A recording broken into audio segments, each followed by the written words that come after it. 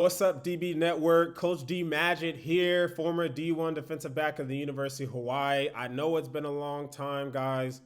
There's just been a lot going on, a lot of great things happening for me personally, family wise. So I promise I'll try to pump out more content. And then also, guys, I've been doing more kind of mentorship, mental training, if you will, with guys because there's a lot of coaches out there that can teach you the X and O's, that can teach you technique. But I think my uniqueness as a content creator is that I've played the game at a high level. I've been coached by some of the best of the best. And then I can coach you through my personal experiences of, navigating being a smaller guy, trying to make it to the top, playing against guys that have been in the NFL for 10 years and having success against them, and just trying to help you guys get scholarships, trying to help you guys, get a starting spot, battle from injury. I think that's probably where my calling is. So let me know in the comments if you're reading this. I'm sorry, if you're listening to this, if that is something you're interested in, if you want me to start doing more personal videos like that. I've been doing them on my Instagram, DB_network. Go check it out. So right now we're going to talk about some nickel stuff, because nickel is becoming a big thing, guys. Nickel's becoming a big thing in football.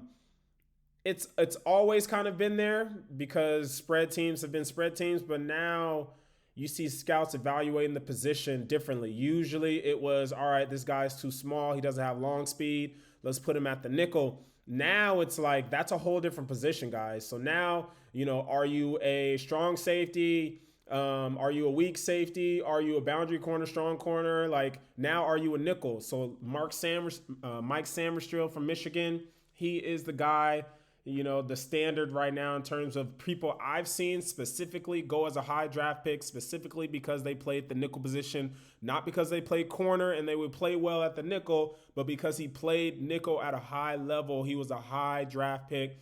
Nick Saban thinks he was the best overall football player in the draft. So we're going to talk about the nickel here in a very, very basic way.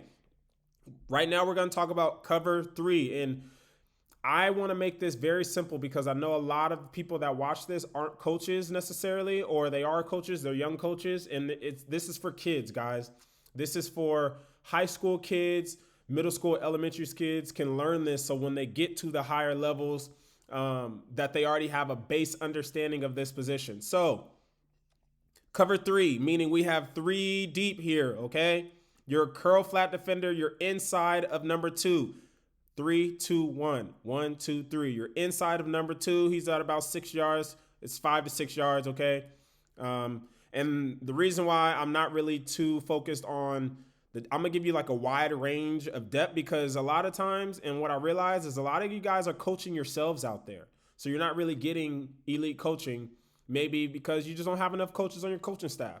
Anyways, okay, so we're getting into the video. Curl flat. He's about 6 yards inside of number two. You want to expect, so 2 to the flat, 3 to the flat, or the running back fast to the flat. Those are the people you want to relate. Those are your people that can threaten your flat. The one thing you want to know is when you drop, you want to go with width and depth, okay? So what does that mean? We get 2 to the flat. That doesn't mean you take him right now. Remember, you're a curl to flat player. So width and depth. So this is width.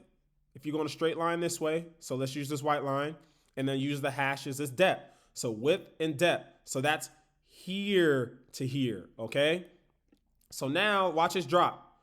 As we get width and depth right here, okay, you notice how as we're sending this pressure, the quarterback's hoping that this window will open up for this dig.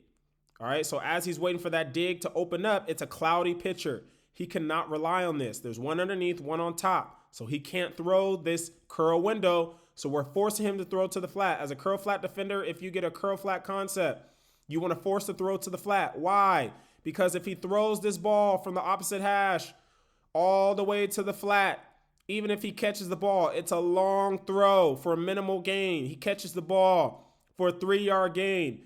All right, big deal. It's second down. Now it's going to be 3rd and 5. We continue to play football.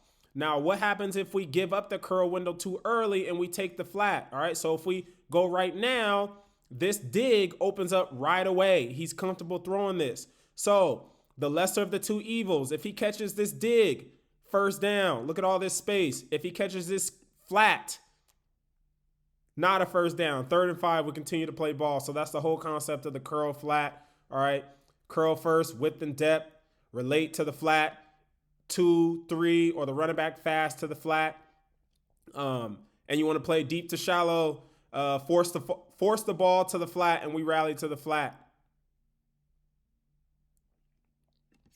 All right, seam cover 2, okay? A very, very, very basic cover 2 hook player. So you can play hook and cover 3 as well, but we're not going to go over that. Cover 2, 2 deep, flat, hook, or sorry, middle runner, hook, and then there's somebody going to be the hook here. So spotlight here, all right? So there's a couple ways you can play it. I suggest if you're at the younger levels, I would say high school and below, you want to reroute number 2. Reroute number 2, especially if he's their best player, especially if he's a threat.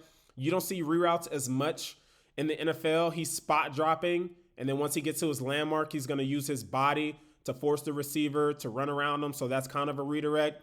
But if you're at a younger level, honestly, I would like for you to put hands on him. So I would, probably line up at 5, old school 5 yards, and get hands on him, reroute him. You don't want to go outside because your corner has outside. He has the flat. He has the deep out. Okay. So as we get depth, as we're rerouting him here at 5 yards, we don't want to work out. We want to work back into the seam. We want to pack in the seam. Where's the seam? Essentially, their field dimensions are different, but essentially between the hash and the numbers, I would say like 2 yards off the hash. So if our hash is like right here, I believe, 2 yards off the hash. So, all right, so you want to protect the seam, reroute the seam. Boom, I'm rerouting him outside, and then I'm working back inside. I'm packing it back in, pack it back into the seam. All right, and we do a good job of packing the seam back in.